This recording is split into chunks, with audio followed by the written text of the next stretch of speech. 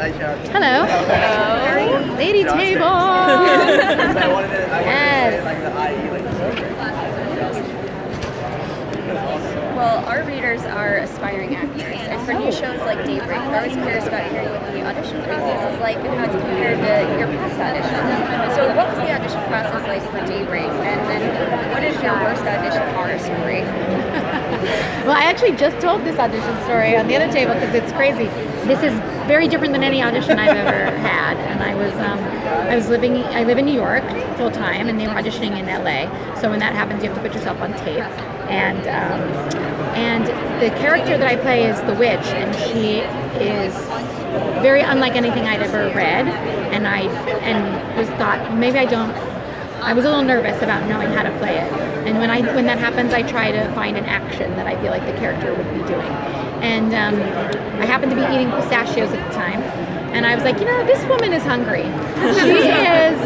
She is a ghoulie. She wants to eat people, and she can't. So maybe she's constantly trying to eat other things. So I grabbed a handful of pistachios, shells and all, shoved them in my cheeks, and did the whole scene with pistachios falling out of my mouth and like stuck in my teeth and stuff. And I legit sent it to my agent with the headline, "Don't ever show this to anybody."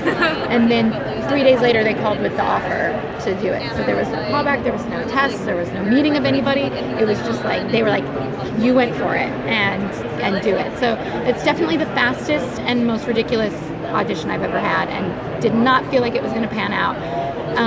In fact, I thought it would come to haunt me forever, and here I am. So that's great. My horror audition story is actually kind of a weird story. I loved the show The Comeback, the Lisa Kudrow show, from its inception. And she had this great episode where she's an actress and she has one line in the series, and she spends all weekend trying to give different. Do you ever watch this show? Different versions of the line, and I don't want to see that. And so I had an audition for a movie where I had one line, and I came in and I did the line, and the director was like super bored, and he was like, do you want to do it another way? And I was like, I don't want to see that. It was like 2005. No one, like, the show got canceled. No one ever watched it. And I was like throwing out this super insidery thing, and the guy was like, what? I was like, come back. No comeback fans? Nobody? Okay, cool. And then he was like, do you want to start? And I was like, these pretzels are making me thirsty, which is a Seinfeld reference of when Kramer only had one line in a movie. And then he was like, are you done? I'm like, yeah, I gotta go. And that was it. So I learned not to make super insidery sitcom jokes at auditions, because people aren't funny. They don't get it. So Matthew, so this is your first. He probably didn't have an audition story for this. Right, sorry.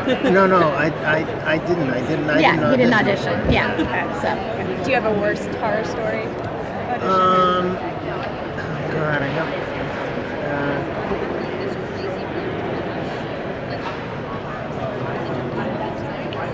I've had some very awkward hotel room meetings. No, not like that, but no bathroom. Where you have where you have to keep it going. Yeah, or we'll just read it with me on a couch in some suite. It's terrible. Halfway through, I know I'm not getting anything, and I'm still doing and you're it. Still here. Yeah. I had a lot of those. I can't think of a single horror story. He's had a great career. Stopped. I've done the thing where you start and they say, stop. Thank you. Yikes. Have they ever answered the phone? That happened to me once, where they answered the phone in the middle of it. No. I was reading a monologue from a book, and the producer, it was just the producer, who didn't appear to speak English even, and I was doing this long monologue, and I just looked up for a second in my book, and I saw him doing that. Yeah. That's not that bad. Yeah. That's what happened. Looking at his watch. Maybe you have a question. Yeah. I'm sorry. No, it's fine. So it was your first role as like a series regular in television. What was that transition like? And then also, what was it like? And what? Like, sorry, I didn't hear that. First role was like a series regular. Yeah. And What was that transition? And then what was it like going back, playing a role where you're back in high school? Yeah, it was the first, I believe. It was like, it's sort of like doing a movie, but it just goes on and on.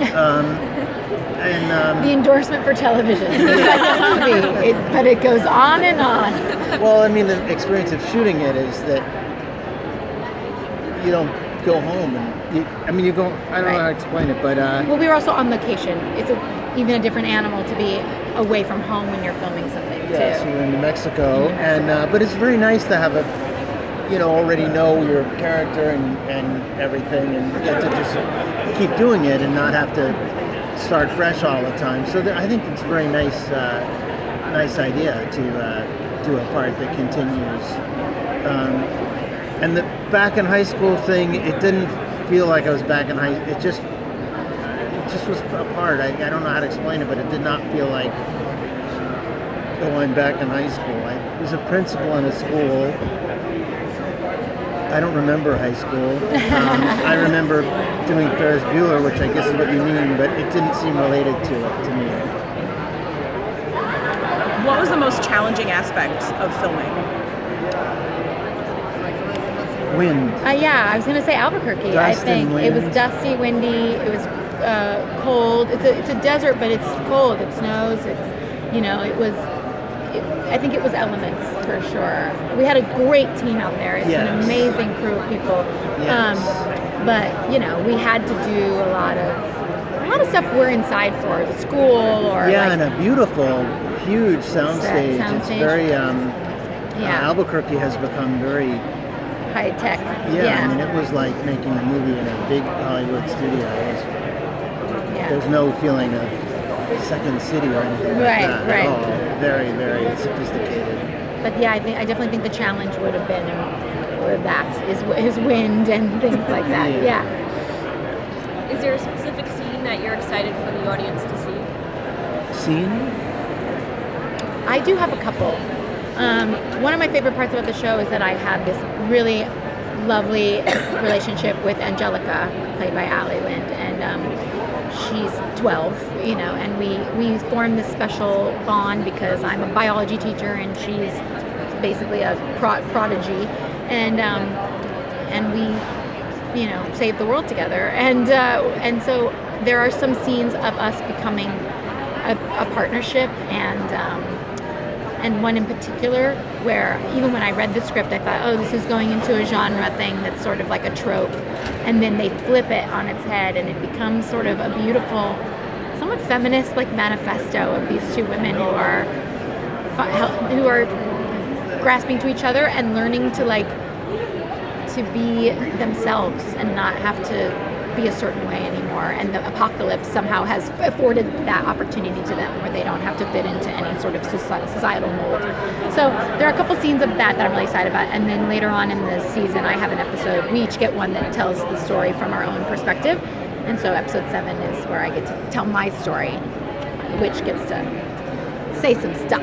So, do you have a favorite scene that you're looking forward to? I can't think of one. I mean, I liked the scenes with you and in the same episode. And episode 7. We have a torrid backstory. We have a deep history in this show. And I have some nice scenes with Sophie and Colin, and I can't think of a favorite one. You have some good stuff being able to be a good mentor sometimes, but also be funny. You have some really funny stuff. Yeah, hopefully it's funny. It's funny. I've seen it. It's funny. What aspect of your character did you like the most or surprised you the most? I loved that no one ever told me whoa, okay, that's too gross, or you're going way too far now. Everyone was just more, go, do it, and it really encouraged me to just I'd lick the floor at some point. It's just ridiculous. And when you have people around you that are have a ball, you really get to embody everything about the character. So I was really surprised that I would enjoy what at first seemed to be this zany sort of wacky character on a kids show. Turns out that it's not. It's a really cool and interesting show where I get to do whatever the heck I want, which is great. Yeah, I guess I had a well principal of a school, but then he kind of gets to, there's been some anger that has pent up over the years with kids and budget cuts and what it is to run a school, and he gets to express some of that. Yeah, I think both of us have as the like administrators of people at the school have a disillusionment. Yeah. We start wanting to save the world, and then a disillusionment with how it's run bureaucratically, and we take different approaches to solve that. So what was it like being one of the very few adults within the show, surrounded by so many children, essentially? Well, she's pretty much an adult, so you are an adult. I am the adult. I am a full-fledged adult. So you're not as much of an adult as I am, but you're an adult. But I'm not as much of a kid as they are. Right. So I found it possible to talk to Krysta and Jeff and various directors, and I would hang out around the monitor and talk adult language, and then I would go back onto the scene and people were talking about things that I mostly didn't know what anybody was talking about. Yeah, this was the first time I really felt like an adult too, because of the way that the kids talk now that I had no idea. I was like, is he speaking? I don't know what he's saying at all. And that was the first time I really had that panic of like, oh shit, I don't know how to do this. But I think your own kid. New York kids are different too. They know you don't know anything, so they explain everything. Yeah, and they don't want to tell you half actual of it. kids just give a damn. They rattle. But yeah, it definitely after a while you're like, there really are no other adults here. It was noticeable. A lot of young people. We're gonna wrap this table. Thank you. Thank you. But it gave me a new perspective. Yeah. No, they turn them off already. You don't have to say that.